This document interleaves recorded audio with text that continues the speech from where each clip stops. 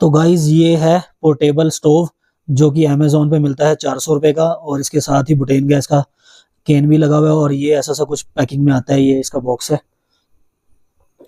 और भाई ये पड़ा है 854 रुपीज़ का 4 बुटेन गैस केन्स के साथ। और भाई बहुत बढ़िया स्टोव है ये, सारा सिस्टम है इसके अंदर, लाइटर भी इसी में है, गैस कम करने के लिए, तेज करने के लिए भी इसी के अंदर नॉब दी हुई है। तो बहुत बढ़िया चीज़ है।